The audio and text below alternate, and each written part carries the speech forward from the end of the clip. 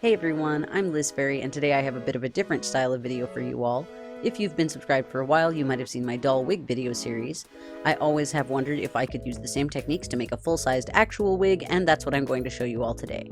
I should mention that this isn't a tutorial, especially because I'll be reusing pretty much all the techniques from my doll wig making tutorial series, which you can find linked in the description. This is going to be part of my project diary series, where I show you some of my more experimental projects before I know what I'm doing. So if you have any ideas for ways that I can improve any of these techniques, go ahead and leave them in the comments section. If you saw my crochet mushroom cat house project diary, this video will be in a similar format. This was actually meant to be my first project diary. I originally filmed this video last year for Halloween for my unicorn costume. You can find the tutorial for the unicorn horn, by the way, in the description below as well. Unfortunately, I didn't end up having time to finish editing the video to post it back then, so I decided to hold off for a year.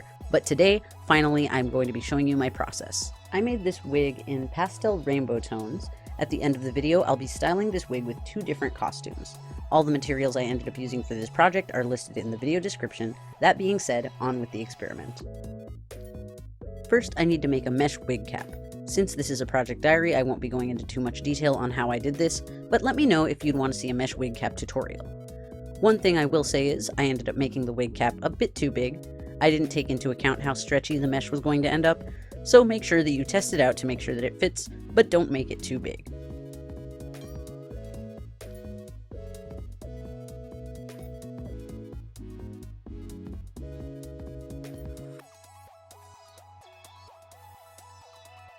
To finish my wig cap, I added an elastic band by crocheting the last row right over the elastic.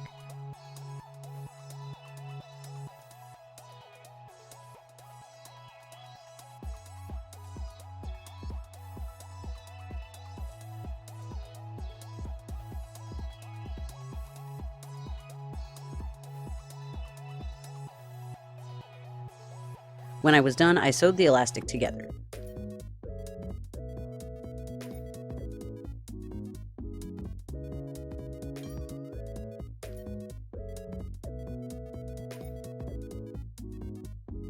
Next, I need to cut my yarn. I cut two different sizes of strand so that I could use the short strands to make up the bangs and the long strands to make up the rest of the wig. That way I don't need to trim the bangs as much later, and I'll save some yarn. I used a piece of cardboard that I cut to the length of the bangs to wrap my yarn around to make the shorter strands, so that when I cut it on one side, the strands ended up double the length that I wanted the bangs to be. And to make the long strands, I did the same thing. I wrapped the yarn around a notebook this time that was about the length that I wanted the hair to end up, so that when I cut it on one side, it ended up double the length that I wanted the hair to be. Also, I used three different variegated yarns to do this. I used a lighter pastel for the hair at the front and top of the head, a brighter pastel for the majority of the wig, and a darker pastel for the hair at the back and the bottom of the head, to create some depth in the hair. I did mix the colors together somewhat though, to make sure that they blended together well. You could probably get a similar effect if you use a bunch of different solid yarn colors, but make sure to use more than one shade of the same color and to work in a gradient for the full effect. This is what I did to make my rainbow unicorn doll mane and tail. I can't really say how many strands I cut, but suffice to say that I almost use all three balls of each color. Next, we need to add the strands to the wig cap. Before we go on, let's talk about where we're placing the wefts. I made a diagram to show you what I did. It'll be a bit hard to tell exactly where I'm placing each yarn strand on the wig cap, so imagine this circle as though it were the wig cap viewed from the top down. The bottom of the circle represents the front of the wig, and the top of the circle represents the back of the wig. First, I'm going to place 5 rows of yarn on the front to form the bangs using my short strands. 1 row at the base of the wig cap, 1 at the place I want the bangs to start, and then 3 more in between. Then the middle part. At first I was going to place 2 rows right next to each other along the middle part using the long strands, but instead I ended up just making 1 row using a whole bunch of strands at once, instead of just 1 strand to add volume. Next I added 5 more rows of yarn on each side to fill out the area underneath the middle part. And finally I'll add another row along the bottom elastic at the back. That's all the strands I ended up placing on my wig, but I think in the end it actually was way too bulky. If I were to make this wig again, I would leave out several rows of hair. First of all, I'd leave out the 3rd row I placed in between for the bangs, then these 2 rows on each side of the middle part. I also wish I had used the long strands for the top row of the bangs because they ended up not being quite long enough to reach the bottom. This is also because I should have started the bangs rows way closer to the front than I did, and the bangs ended up way too thick as a result. So if you're going to try this, I'd recommend keeping those things in mind. Now that I've laid out my plan, it's time to place the yarn strands on the wig cap. First, I added the short strands to the front to make the bangs. In my doll wig series, I made separate wefts of hair and attached them to the wig cap, but I found that this added too much bulk on a full-sized wig. So instead, I made this wig the way that I did my older doll hair tutorial, by tying each strand directly to the wig cap. You can find a link to that video in the description below. In this row, I ended up just adding one strand of yarn at a time, but eventually I started using 2, 3, or even 4 strands at once, just to save time and add volume.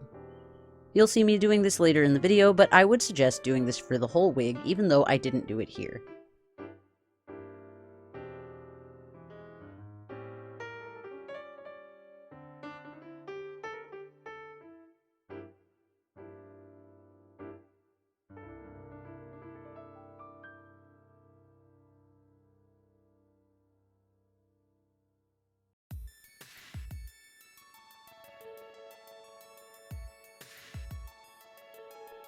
Then I used the long, darker strands of yarn along the back, along the bottom elastic.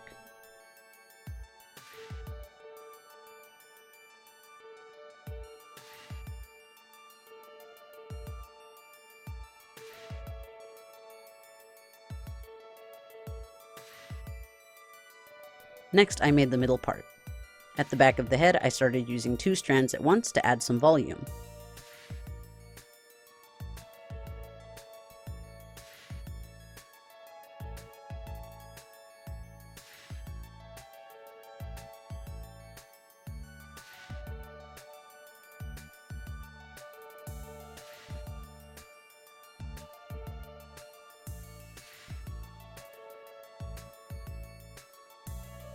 And here at the top of the middle part, I'll use 4 strands at once to add even more volume to the hair at the top of the head.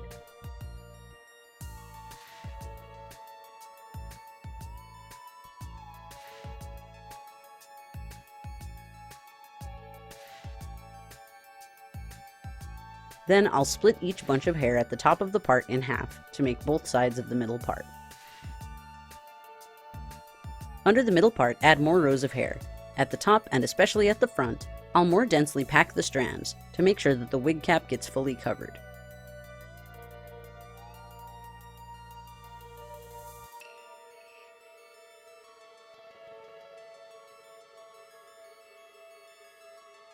Now I'm done adding the hair, the rest of the wig is going to be pretty much what I did in my long doll hair wig video. I'm going to unravel, brush out the ends, and straighten the hair to make it look more realistic. You can find a link to that tutorial in the description below. All of these steps are optional. If you like, you could just leave this as a yarn texture wig, but since I wanted to go for a more realistic look, I'm going to go through all the steps. First, I'll unravel some of the yarn.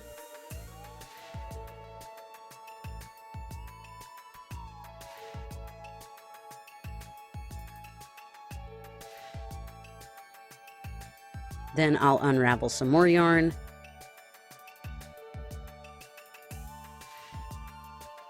And then some more, because there is a lot of yarn in this wig. Just settle in and put on a show on Netflix, because this part is the most time-consuming part of the project. Now the entire wig is unraveled, the next step is to brush out the bottoms of these long strands. I'm just going to brush out the bottom 2 or 3 inches or so of these strands. If you brush out the entire strand, it'll weaken it too much, and generally the strand will break, so just brush out the bottoms. I'm using a metal pet grooming brush to brush out these ends.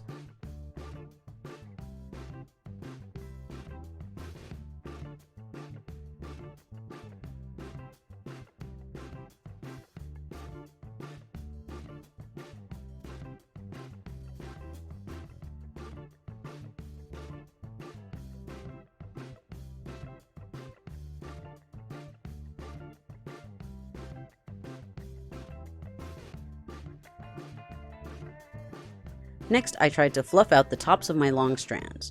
This didn't exactly work as well as I'd hoped, so you can skip this step if you want. However, I did end up being glad that I did for unrelated reasons that I'll go into later. Anyway, I did this in a sort of teasing motion, sort of pressing the brush into the strand and picking it back out again, moving slowly up from the bottom to the top of the strand of hair. I fully brushed out the bangs from top to bottom, like I would for a doll wig, since they were made of short enough strands. If the bangs on your wig are less than 4 or 5 inches long, you can probably get away with this without losing too much length. But if they're longer, just brush out the bottoms, like I did for the longer strands.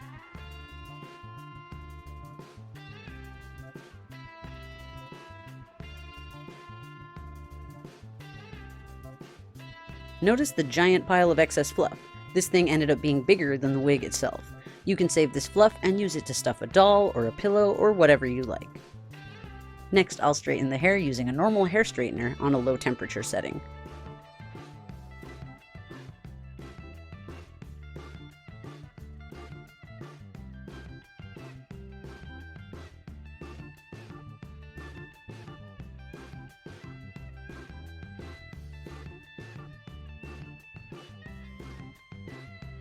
Again, if you like, you can stop here, but I really wanted to curl the wig. I knew that I wouldn't be able to do it the usual way that I curl my doll wigs because this hair is just way too long.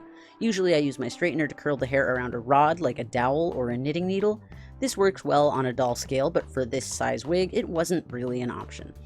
I didn't want to try using a curling iron either though because I didn't want to risk burning or melting the yarn, so I ended up going with rollers, which seemed like the safest bet. First, I wet the wig strands and curled them around the rollers, and then I left them to dry by the heater overnight.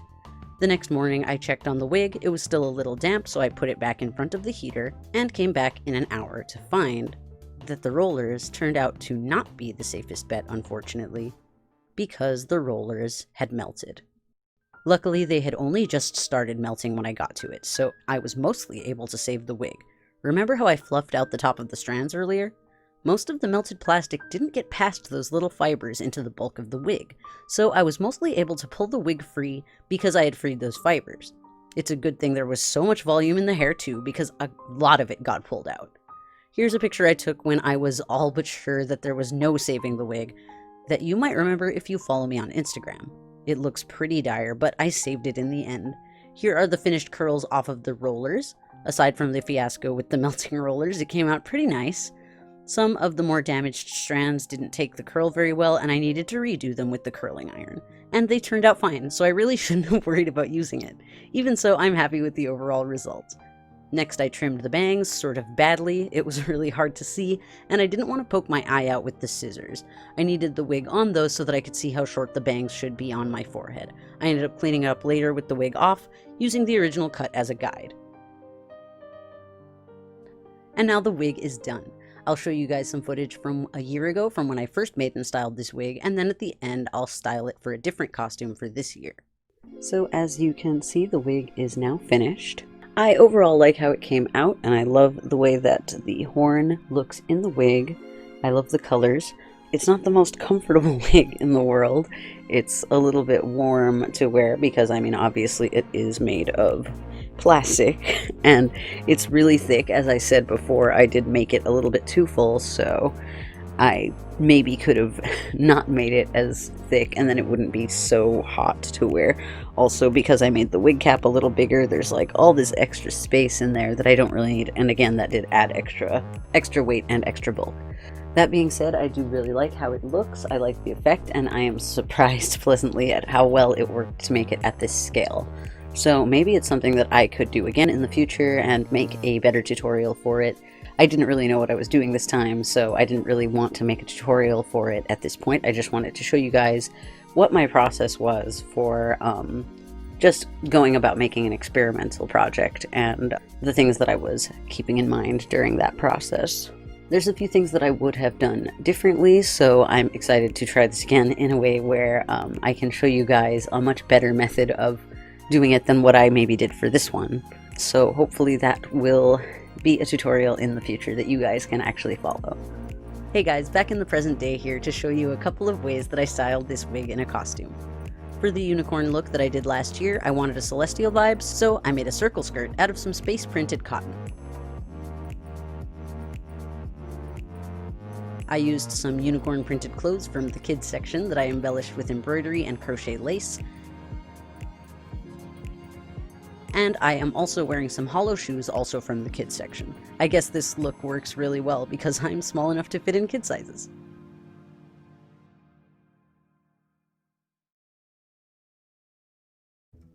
In the next look this year, I used a curling iron to reshape the curls since the rollers didn't really work so well last time.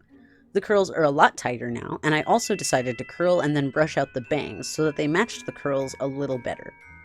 I removed the horn from the wig and styled it with my fairy costume wings that I made a few years ago. You can also find the tutorial for that project in the description. I also used a green floral print dress, a leather vest, a leafy green sash, and some leather shoes. I added a bunch of crochet flowers to go around the forehead too. I really like the effect of the flowers, and it helps cover some of the bangs so they don't look as thick. It kind of makes me wish that I had thought to do this last year. I hope you guys enjoyed seeing how this project turned out and my 2 costumes that I used with this wig. If you did, give it a like or share it on social media. I also feel like this wig could work for a mermaid costume or a Lolita or a Decora look. How would you style a wig like this? Let me know in the comments. And if you feel inspired to make something like this or any of my designs, I'd love to see your creations. You can find all of my social media links in the description below, or you can tag me on Instagram at LizFairy. If you enjoyed this video, you could press the like button or share it on social media, and if you'd really like to help out the channel, you can donate to my Patreon. You can get some pretty cool perks through Patreon, like seeing my videos early, access to some of my prototype patterns, and discounts in my Ravelry store, depending on your level of donation. You can find out more about that at patreon.com/fairyrings. You could also subscribe and click the bell icon so you don't miss my next video. Thanks so much for watching, and I'll see you all next time. Bye!